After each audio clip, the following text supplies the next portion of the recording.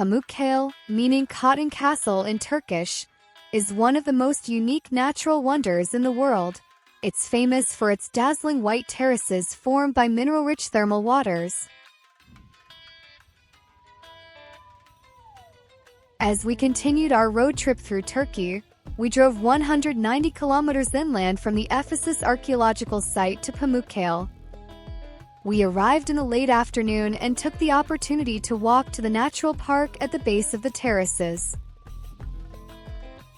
When we arrived, we found the pond to be full of bird life.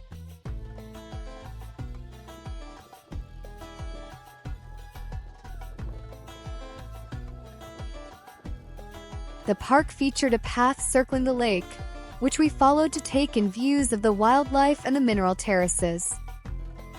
Aaliyah especially enjoyed herself, happily chasing after the ducks along the way.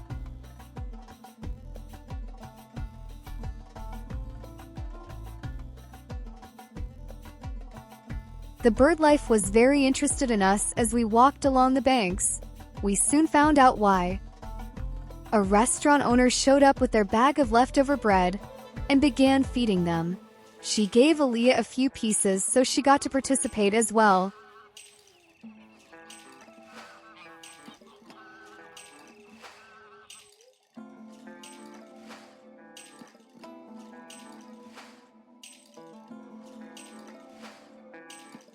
The next day, we entered the park from the Pamukkale town entrance. After entering the park, there were benches set up for visitors to remove their shoes and carry them as they walked through the terraces.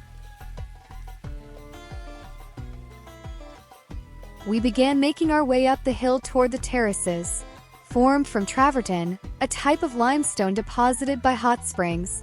The terraces had a distinctive feel underfoot. Their surface was as white as snow, yet hard as rock and surprisingly grippy.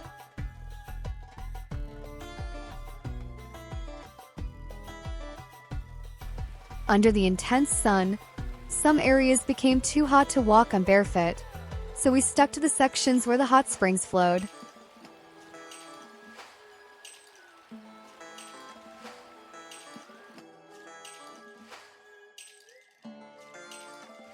The bottoms of the mineral pools were covered with a thick layer of white mud that was slippery to walk on. Its bright color comes from the high purity of the calcium carbonate. Warm to the touch, the mud attracted many visitors who applied it to their skin for its rejuvenating properties.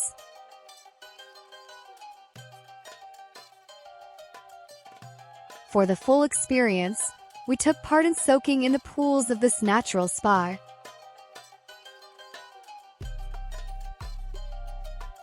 At the top of the terraces, we were treated to a sweeping panoramic view of the surrounding landscape, where farmland stretched out below and mountains rose in the distance for miles.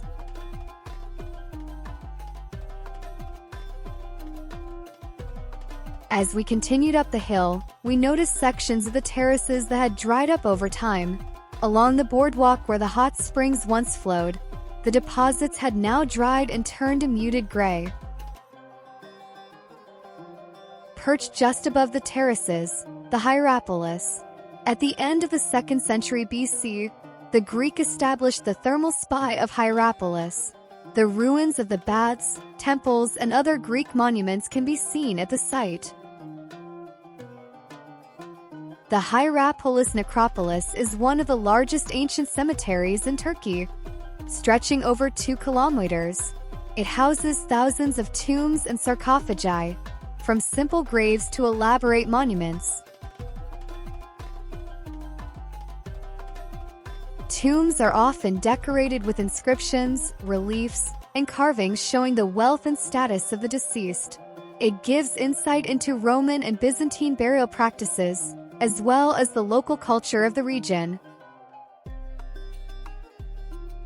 Strolling through the necropolis, we could appreciate the scale and layout of an ancient city dedicated to honoring the dead, almost like stepping into a historical time capsule. Tomb inscriptions often feature prayers for the soul's journey after death or dedications to the gods. The necropolis shows a clear social distinction. Large, decorated sarcophagi mark the resting places of wealthy citizens, while simpler graves belong to common people. Some tombs are adorned with sculptures or reliefs depicting the deceased's profession or accomplishments. There was also an artist's rendering of what Hierapolis might have looked like during its prime.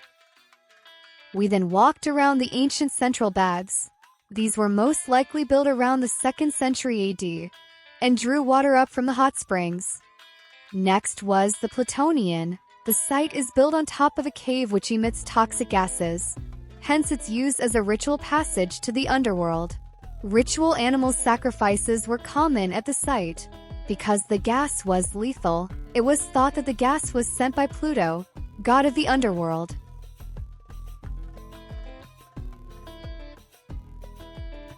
After viewing this passage to the underworld, we continued walking uphill for about 10 minutes to reach the ancient theater.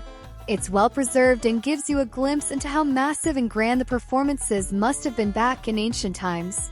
Built during the Roman period, it could seat thousands of people and was used for plays, music, and even gladiator contests. That wraps up our visit to Pamukkale. Next, we were excited to visit our following stop of Cappadocia and experience a hot air balloon ride over their amazing landscapes. See you there!